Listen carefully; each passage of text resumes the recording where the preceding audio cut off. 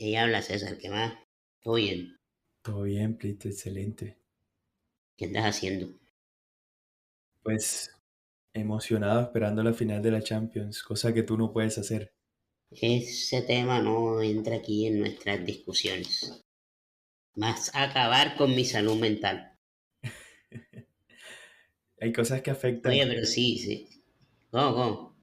hay cosas que afectan, que es imposible escapar a ese dolor de no estar en la final de la Champions, por ejemplo. Por ejemplo, pero bueno, paréntesis, cerremos el tema porque este no es un podcast con propósitos deportivos ni de análisis deportivos. Nos parchamos, como dices tú, hablar, nos descojonamos. Nos descojonamos. Esto es Descojonados, un podcast de discapacidad y psicología. Y lo que sea. Bueno, volviendo a nuestros temas y acorde a las que a los distintos tópicos que estamos tratando o vueltas existenciales que estamos tratando de darle a nuestras conversaciones, precisamente surgió ese tema de la salud mental, ¿no? De todo lo que tiene que ver con el bienestar emocional o el bienestar en general de las personas. Y yo quisiera preguntarte algo a ti para iniciar este tema. ¿Para ti qué es salud mental? ¿O desde hace cuándo tú estás escuchando hablar de salud mental? Ok, esa fue una pregunta muy parecida a una que me hiciste el episodio pasado. Y Y claro, yo hace mucho tiempo estoy escuchando salud mental y sobre todo, más allá de mi persona y de cómo eso me afecta a mí, la salud mental como una problemática social, como una problemática que está afectando a la gente, a las personas, a los cercanos. Y, y realmente no sé y no lo tengo claro, de verdad, qué es la salud mental. Te podría responder con un genérico, pero para no caer en Dale. eso, ¿qué? No, dímelo. Yo te podría decir que salud mental es todo aquello que me genera inconvenientes en el desarrollo de la vida que quiero tener, básicamente. Ok, del buen vivir, de que afecte tu funcionalidad, Mi tus funcionalidad. actividades cotidianas.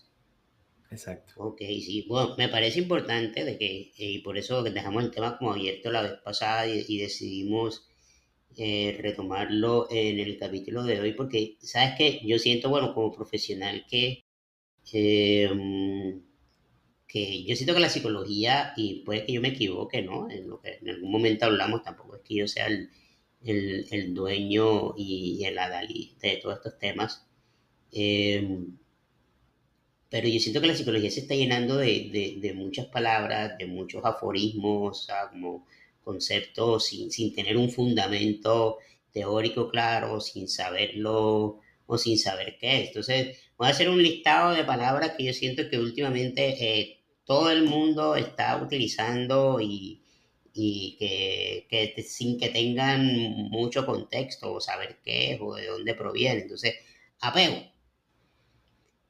Todo el mundo tiene apego, todo el mundo sufre de apego. Tóxico, todo es tóxico. Todo el mundo es tóxico, todo es tóxico. Mi mamá es tóxica, mi novia es tóxica, los profesores son tóxicos, mis amigos son tóxicos.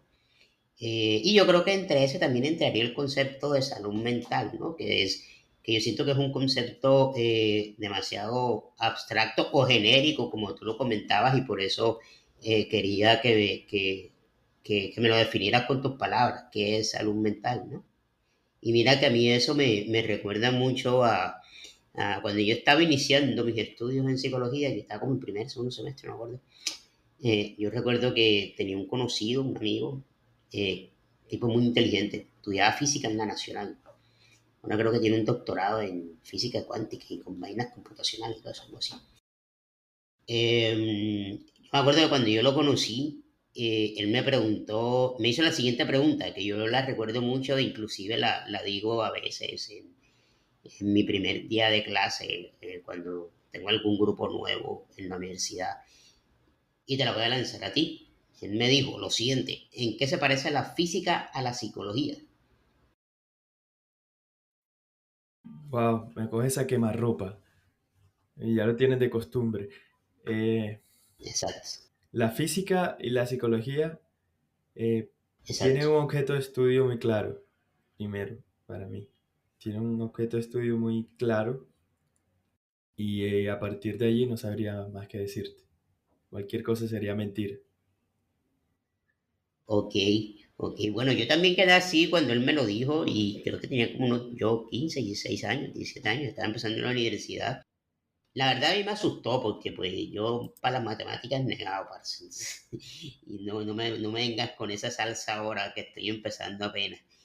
Pero la respuesta de él fue algo que me resonó bastante hasta el día de hoy, yo creo que más de 15 años después de que haya sucedido eso. Y él, parafraseando un poco, porque obviamente no recuerdo las palabras exactas que él utilizó, me dijo que, prácticamente me dijo que tanto él como yo íbamos a ser dos profesionales frustrados, ¿sí? Porque ni él como físico iba a entender el funcionamiento del universo, las energías y todas estas cuestiones cuánticas que hasta se están explorando hoy en día, ni yo como psicólogo iba a lograr entender por completo la conducta humana. O sea, mejor dicho, que ambas carreras se parecen, o ambas profesiones, o ambas ciencias se parecen en que nuestros objetos de estudio son demasiado abstractos y que son difíciles de cuantificar, de de teorizar, por eso es que los psicólogos tenemos varias epistemologías o maneras diferentes de entender la conducta humana o el malestar humano, y de ahí yo creo y siento que proviene también la mala utilización de ciertos términos, junto con temas que vienen de la mano de tu carrera, ¿no? El periodismo y la comunicación, también la sobremasificación de información sin contexto, sin análisis, que se termina pues de una u otra manera como que perdiendo el trasfondo, el objetivo de esa información, ¿no? ¿Te satisface la respuesta? ¿Estás de Sí, acuerdo? sí, estoy completamente de acuerdo porque precisamente ese es uno de los, pues, de las cosas con las que yo siempre trato de defender o un poco darle sentido a lo que no lo tiene. O sea, como digo, bueno, está pasando esto en mi vida o en la vida de alguien, pero todo no tiene por qué ser algo en concreto, no todo tiene por qué estar encasillado en que, bueno, eso que él tiene es probablemente una depresión, o es producto de una depresión, o le va a derivar tal cosa, y que a lo mejor sí, pero hacer esa clasificación todo el tiempo creo que no es sano. Y por eso yo termino pensando, bueno, el ser humano es algo demasiado complejo, es algo demasiado explorado, pero sobre todo inexplorado. Poco, o sea, es muy difícil conocer las profundidades de la mente humana, es prácticamente algo, un reto imposible. Y entonces por eso yo creo que toca buscar otras vías de reflexión y de análisis, más allá de tratar de encasillar todo o de tener que ponerle un nombre a todo. Y creo que eso va más o menos en vía de lo que tú me estabas comentando ahorita. Bueno, y tú tomando, tú decías algo importante que me gustaría retomar, porque yo pienso que hay que repensar un poco la manera en cómo abordamos estas problemáticas sociales, ¿no? Eh,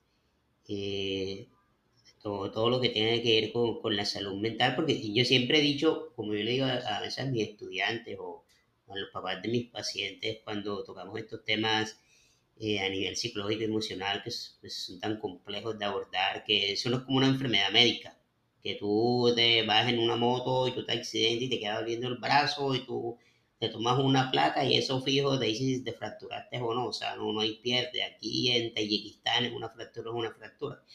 Nosotros no, nosotros dependemos de marcadores muy conductuales, muy comportamentales, signos que son interpretables dependiendo de la formación que uno tenga. Entonces yo pienso que nosotros tenemos que repensar mucho la manera en cómo entendemos y también intervenimos estas dificultades, ¿no? Yo siempre he pensado que algo que pienso yo, no tiene que ser ley, de que el tratamiento netamente farmacológico, por ejemplo, de la depresión, por decirlo así, o de la ansiedad o las alteraciones del sueño, es un tratamiento medio mucho Ojo, sí, es como si tú tuvieras diabetes y yo fuera tu diabetólogo, tu internista y te diera tu medicación, pero no te mandara nutrición ni te mandara a hacer ejercicio.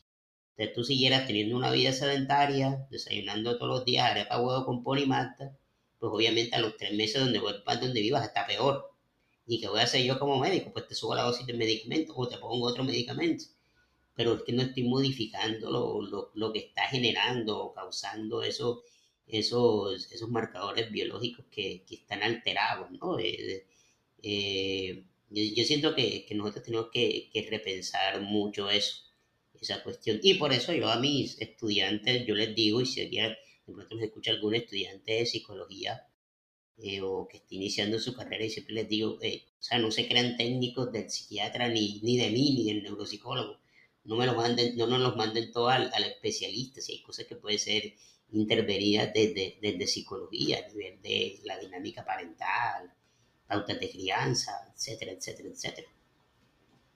Sí, y José, hay uno de los asuntos que he notado mucho en mi profesión, en mi campo, y es que cuando hacemos reuniones editoriales para hablar de qué temas conversar, qué temas se van a trabajar, qué temas se están moviendo por allí y hace falta revisar, siempre está el tema de la salud mental. La salud mental en el trabajo, la salud mental en la cantidad de suicidios que se están presentando en la ciudad, la salud mental en la educación, la salud mental, la salud mental. Yo, o sea, obviamente yo no estoy diciendo que no se hable de salud mental, lo que estoy diciendo es que la salud mental se está tomando como un genérico y eso es demasiado ambiguo. Cuando hablamos de salud mental, por ejemplo, en el suicidio, o sea, ¿cómo? O sea, obviamente se asocia, naturalmente se asocia un suicidio a la salud mental, pero ¿a qué? O sea, ¿a qué de la salud mental? Sí, operacionalmente, sobre qué intervengo de la salud mental o qué lo generó. Exactamente. Y periodísticamente tampoco está habiendo mucha profundización, a mi parecer, dentro de la salud mental. Pues se habla de la salud mental y eso es también peligroso porque se convierte en un término más y pierde valor y pierde el peso que debería tener. Entonces es como asumimos que todos tenemos problemas, si así le queremos llamar, de salud mental y por ese motivo, cuando una cosa se vuelve tan común, pueden pasar dos cosas, o gana relevancia o la pierde. Y yo siento que puede llegar el punto en que nos pasa tan por el lado que se vuelve parte del paisaje. Y eso siento que puede estar pasando y te lo hablo desde lo mediático y desde lo que podemos notar cualquiera. No, no, sí, total. Y ahora que tú lo comentas, como que me respondes a una pregunta, una reflexión que yo siempre me he hecho acerca de eso y el papel que tienen los medios en todos los problemas de salud mental que hay hoy en día. Porque yo siempre me he cuestionado, no sé, imagínate, píntate el panorama de un niño entre 8 y 10 años que todavía pues entiende el mundo completamente diferente a como lo entiendes tú, lo entiendo yo su madurez psicológica, que de pronto chiquitín que esté sufriendo, no sé, abuso escolar o que esté presentando un problema dentro del hogar, los papás se estén separando, una cuestión así. Y entonces vea la noticia del niño en Barranquilla se suicida porque se fue el papá de la casa. Y después vea otra noticia, el niño en Bogotá se suicida porque perdió no sé qué materia. Y así lo inundan de noticias, noticias, noticias, noticias. ¿Qué interpreta un niño de 8 años? Esa es la salida. Esa es la salida que yo puedo tomar entonces para dejar de sufrir, ¿sí? O por el contrario, se interna, se hospitaliza, se regula médicamente, sí, fisiológicamente, pero se le da de alta y vuelve al mismo hogar con las mismas problemáticas, al mismo colegio con los mismos problemas, eh, vuelven las recaídas, no sé qué, y se termina pues haciendo un círculo vicioso, el círculo vicioso de la enfermedad, le digo yo. Y no se soluciona nada en realidad y terminan siendo puros pañitos de agua tibia. Y yo también siento que los medios, o sea, tanta masificación de la información y el respeto a la opinión y que tiene que respetar mi opinión y lo que yo digo y todo eso, también termina vendiendo mensajes muy que no son, que no deberían estar ahí o que no se deberían masificar, que hasta yo quisiera hacer esa nota editorial tuya y mía y que no caigamos en el error de decir si usted sufre de ansiedad, estos son los pasos que usted tiene que seguir para evitar sufrir depresión, estos son los pasos que usted debe seguir. Tómese un buche de agua con azúcar debajo de la luna llena. Si cae el día 15 del mes, mucho mejor. Si es Aries, échale un poquito de miel. Entonces, siento que una buena manera de abordar estas temáticas es también hacerlas muy transversales a muchas disciplinas, ¿no? O sea, ¿cuál es la responsabilidad que tiene la comunicación en eso, la psicología en eso, la medicina en eso, el sistema educativo en eso? Sí, pero sí, precisamente ese es uno de los retos que cada disciplina que tiene una suma responsabilidad en la sociedad y en lo que puede generar, debe revisar internamente. En el caso del periodismo es un asunto que entre periodistas y gente del gremio se conversa y se tiene que seguir conversando. Es un tema que sin duda se tiene que tratar, pero tenemos que saber cómo tratarlo. Pues un tema ético que prácticamente interno, pero general a todos los medios. Y es un tema que debe ser tratado con más responsabilidad. Pues más allá del lenguaje que es fundamental, es la forma también. Pues, marica, perdón la expresión así, pero eche, nosotros somos responsables de eso que tú dices. Nosotros podemos estar generando un cambio positivo, pero con suma probabilidad podemos generar un cambio negativo. Podemos permitir que esto siga aumentando incluso, porque pues, estamos proliferando eh, conductas y eso me parece muy peligroso. Esto es Descojonados. El tema de hoy, precisamente cuando decidimos hablar de salud mental, no queríamos caer en lo mismo y por eso pensamos en hablar del sufrimiento, el ser humano y el sufrimiento. Porque, bueno, hablar de salud mental es hablar de muchas cosas, pero si hablamos de sufrimiento como una de las causas, como una de las consecuencias, pero que siempre está allí en la mayoría de inconvenientes de salud mental que uno pueda tener, ¿cierto? Entonces, el sufrimiento como algo natural, el dolor como algo natural, como algo que tú no puedes evitar. Eh, en el El libro, dolor como parte de la vida. sí, como parte de la vida. En el libro Sal de tu mente, entra en tu vida. Este libro de Stephen Hayes. No lo sé pronunciar, pero así lo digo, Stephen Hayes. En este libro ponen un ejemplo que me parece brutal.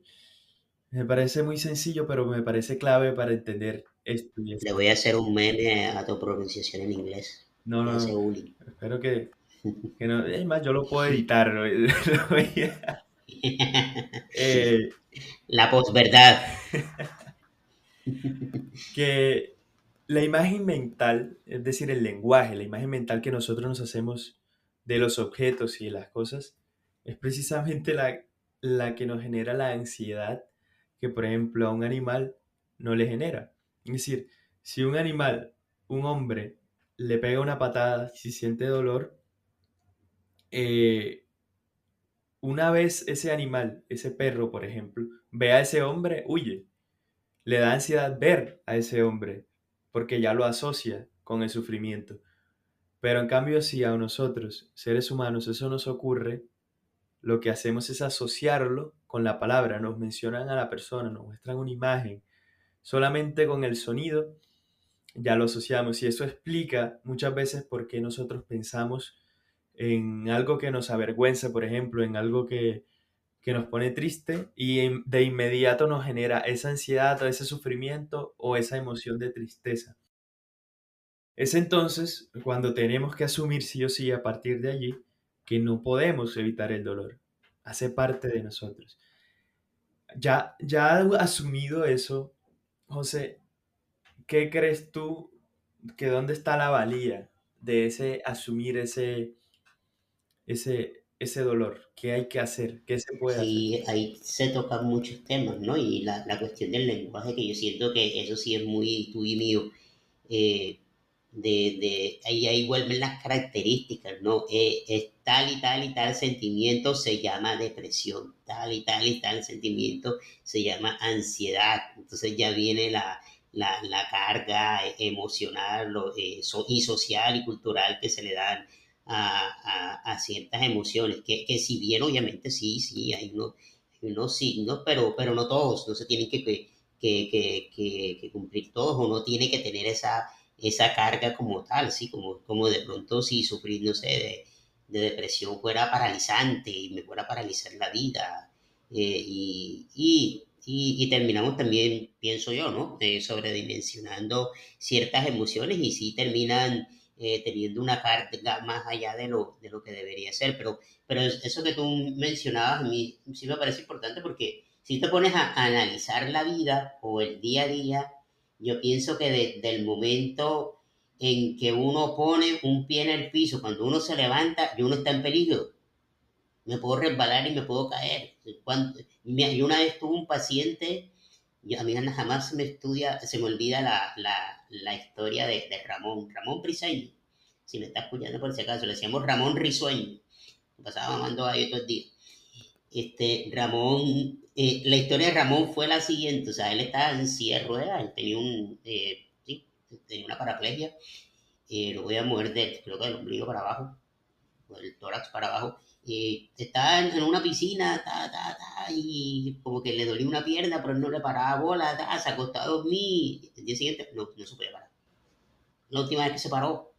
Sí, o sea, uno siempre está en peligro, y la vida es eso. O sea, la vida uno tiene que constantemente enfrentarse a ese tipo de situaciones. Y volviendo a esos mensajes de pronto no tan chéveres que se están masificando hoy en día, yo odio esa vaina del amor propio.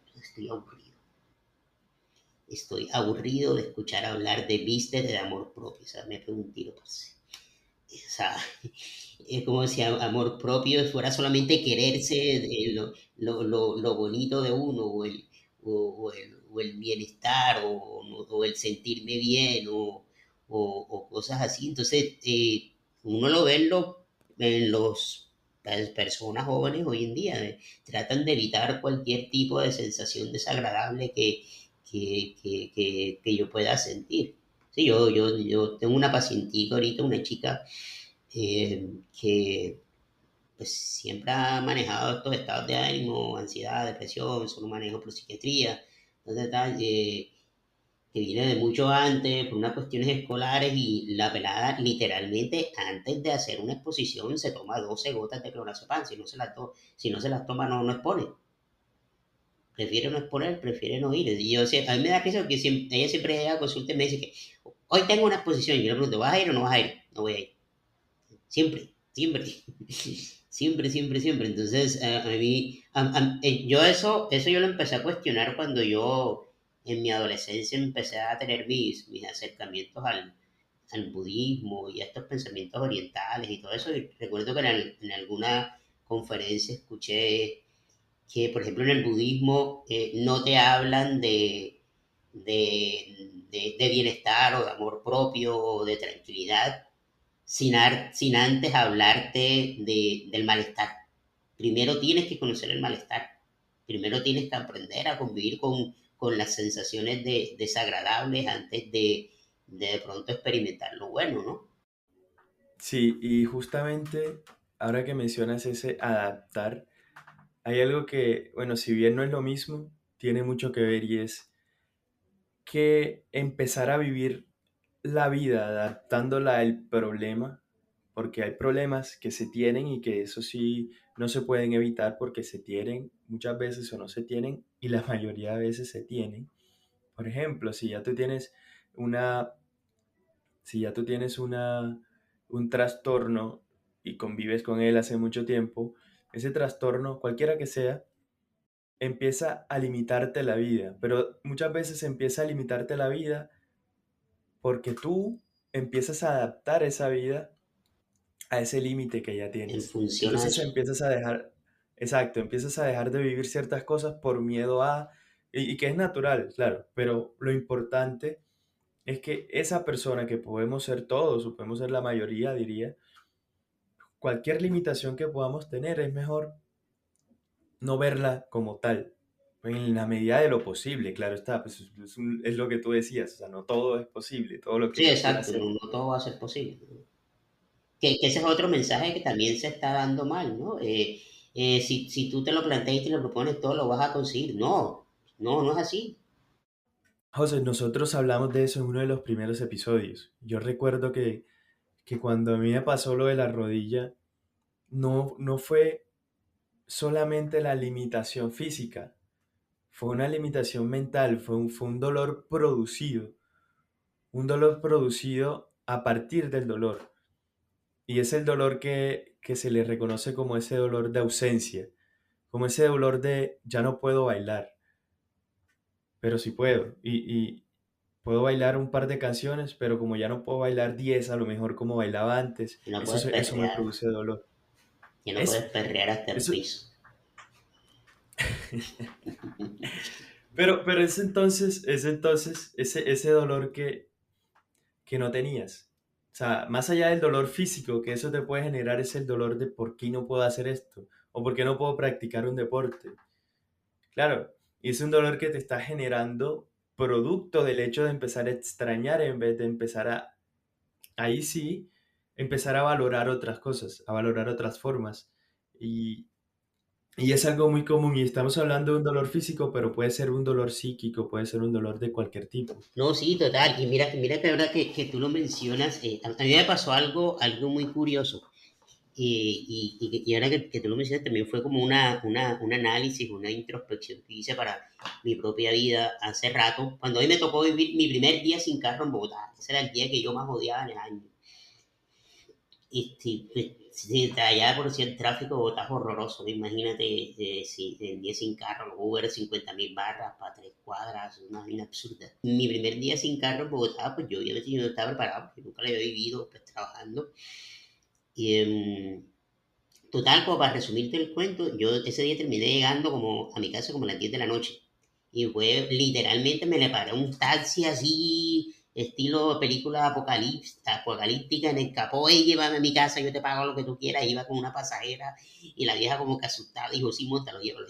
Y iba para allí cerquita y casualmente la velada iba también cerca. Y yo obviamente llegué a mi casa de mal genio, con rabia, y yo todo lo condicionaba, todo lo asociaba a mi situación médica, ¿sí? Que si yo pudiera coger Transmilenio, si yo pudiera coger un bus, si yo me pudiera ir a pie, no sé qué, llegué emputadísimo, llamé a mi mamá para descargarme, y también frustré a mi mamá toda la noche pensando acá en la casa, que hay 2 carros, y Goza ya sufriendo, que no sé qué, esa noche no dormí, es un mal genio impresionante y llego al día siguiente al trabajo y yo te puedo asegurar que al que mejor le fue a mí. Mis amigos que estaban completos y que podían coger Transmilenio y toda su situación y todo eso. Por ejemplo, la mayoría de mis amigos en el trabajo en ese momento vivían en el sur de Bogotá y vivían lejísimos, ¿sí? Yo tenía la oportunidad, pues, porque tenía la facilidad económica, el apoyo de mi familia, de vivir cerca de mi trabajo, que era un barrio bastante costoso en Bogotá. Tenía esa facilidad, ¿sí? Yo tuve compañeros que vivían por fuera de Bogotá, que esa noche se tuvieron que quedar dormidos donde un amigo, donde la tía, donde el primo, donde ni siquiera pudieron llegar a su casa.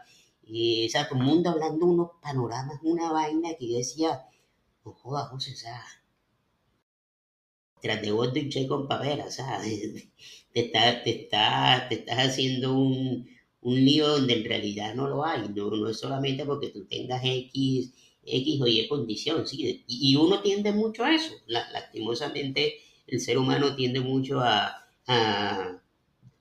condicionarlo a la propia condición, valga la redundancia.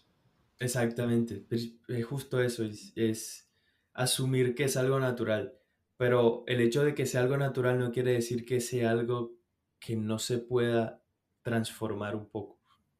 O sea, hace falta un poco de conciencia, hace falta reflexionarlo, darse cuenta. Mira que en tu caso tú te diste cuenta, yo también me di cuenta en algún punto. Hay otras cosas que son un poco más complejas, que pues, pueden tener menos transformación, que son cosas que se pueden cambiar menos, hay otras cosas que nunca dejan de doler, porque el dolor nunca se va a ir. Y es otra de las cosas que hay que entender, que el dolor puede reaparecer, el dolor se puede intensificar, pero hay que tener mucha conciencia sobre el dolor. Yo creo que esa es una de las reflexiones que uno puede dejar hoy con esta conversación, que hay que tener conciencia del dolor. Sí, sí, porque mira que también dentro de lo que tú comentas, eso sería otra cosa que a mí yo me cuestiono y ¿por qué hablan de eso? ¿Y eso de dónde salió? Yo recuerdo que a mí siempre en mis clases de pregrado, nosotros siempre nos decían, en psicología la cura no existe, uno no cura, uno aprende a sobrellevar, uno genera estrategias de afrontamiento para aprender a vivir con eso.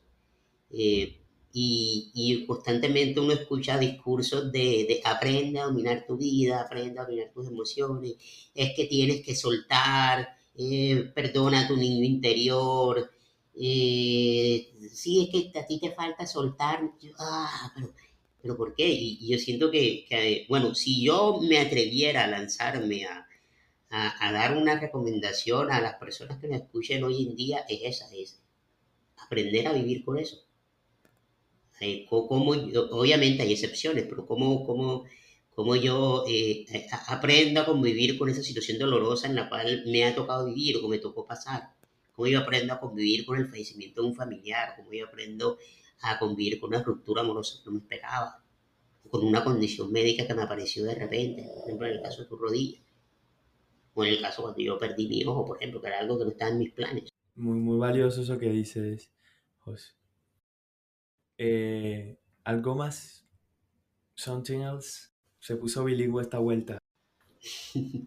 Pues ya, o sea, yo siento que es un tema complejo y es un tema polémico, ¿no? Y ahí siempre se entrelazan los egos de que yo creo que las cosas son así, tienen que ser así, pero habría que... Yo le daría así como un pequeño consejo de pronto a personas que nos estén escuchando, que estén iniciando sus estudios acerca de la psicología y todo eso, de que a nosotros nos falta mucho en comprender el malestar, en que la gente entienda y comprenda el malestar emocional, en que tenemos que separarnos un poco de esa visión dualista de las emociones positivas y emociones negativas. Las emociones son emociones, punto. Tenemos que dejar ese afán de controlar, de querer estar controlando nuestras emociones, nuestros estados afectivos, de querer anticiparnos a cómo me voy a sentir ante tal situación, ¿sí? Eso sería una muy buena manera, ¿sí? Y que entre todos empezar a buscar espacios y momentos y personas que nos ayuden a construir estrategias para afrontar la vida, ¿no? La vida no es fácil, la vida no es nada fácil, la vida es cruel. Es como lo que decía, creo que era Sartre o Camus, de que eh, gran parte del malestar humano se centra en tratar de encontrarle sentido al sinsentido de la vida. La vida no tiene sentido per se. Y hasta aquí hemos llegado. Gracias por escucharnos. Te recordamos que somos José Corrales Benedetti y César Moreno quien les habla. Pueden seguirnos en YouTube e Instagram como @descojonados. Nos vemos en el próximo capítulo. Hasta la próxima.